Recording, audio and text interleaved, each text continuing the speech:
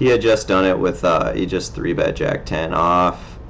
The flop went check check. I'm not going to be folding the pair of fives, and I think I have to bet this river.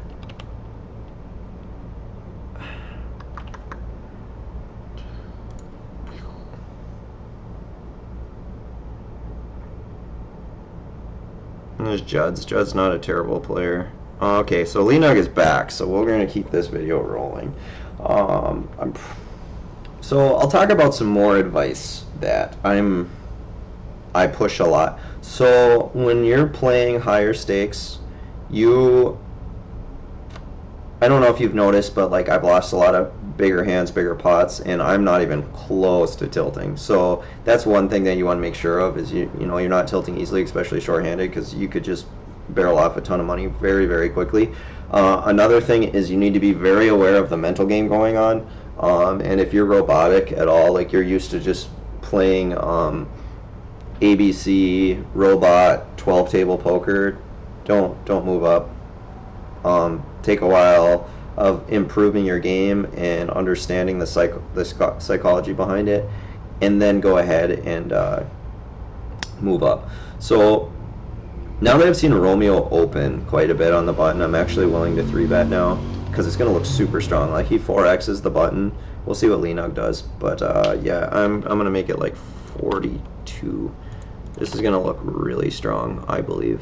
And I've kind of been beating up on him a little bit. He snap calls. I'm not 100% sure what that means. But on a flop this dry, if I lead, I could have air, but I think if I check, he's going to put me on some sort of showdown value. He checks back. A spot like this, he could have like ace 10 a lot. He could have a king a lot, so I think I have to go twice for value. I mean twice for fake value, as I call it. Like make it look like value, although it's not. And that's why I played the hand up the way I did, to represent an even larger hand that I flopped. Just because when you 3-bet out of position and dry boards like that happen, and you lead it, you have to either have a really strong range there, or your air, you're betting your air, which is okay, if you do both, but I think it just looks more legit if you check those kind of spots. Because if I flopped, ace king, ace queen, or a set on a board like that, a lot of the time it doesn't make sense to bet. Although you can get a lot of value on 3 streets as well. There's just multiple thought processes. I just don't want him hero calling with any pair on the flop because I'm leading, and then have to barrel off with no pair, no draw. I'm not happy about it. So 10-10-5 flop. I smooth with king queen in position. I think Lee Nug will probably be c-betting this, and I'm not happy about any decision I make. With 2 people behind, I'm just not happy with any sort of decision, to be honest. I think Judd's is making the right play regardless of what he has. If he has a 5, it's a pretty good check raise. If he has a 10, it's a good check raise. If he has a heart draw, it's a good check raise. And if he has air, it's a good check raise. With only one more person to act, Romeo,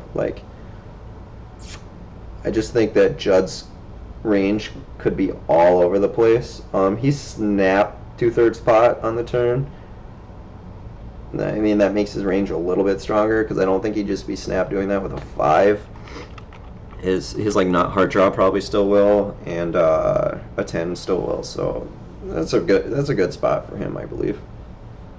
Raise king queen for value. 10-7-5 flop. I'm just going to be checking this back. It is a dry board, but like I said, dynamic wise and the way the table flow is going, no one's ever folding any pair on the flop like this, or any draw. Just going to get raised and have to fold, hoping to hit some sort of ace, king, queen, or jack on the turn, or maybe even a 9 to play hard at it. And I'll just elect to fold. Romeo can take that one down.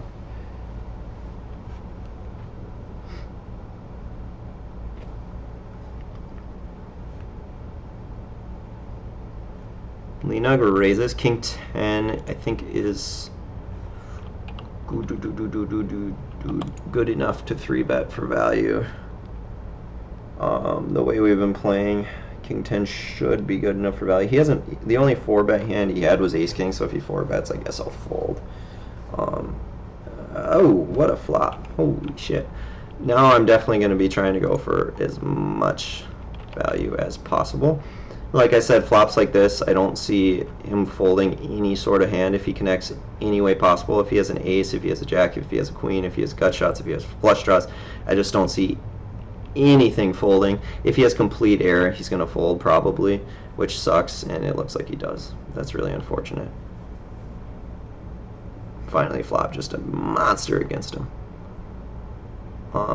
Spots like that don't happen too often, but there's no reason to be slow playing, especially when the dynamic is as aggressive as it has been between me and him, and he's probably willing to call much lighter than most people would be. So that bet in the long run is definitely going to be super profitable. Slow playing, I would say, isn't the smartest move when you're against better players.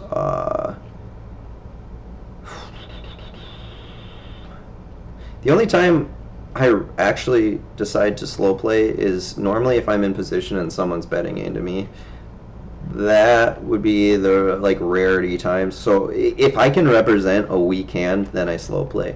But if I can't represent a weak hand by slow playing, I just don't do it. Because you can always represent a bluff by betting. Always. Remember that. If you're against good players, you can always represent some sort of bluff by betting. And that's kind of an important concept to understand.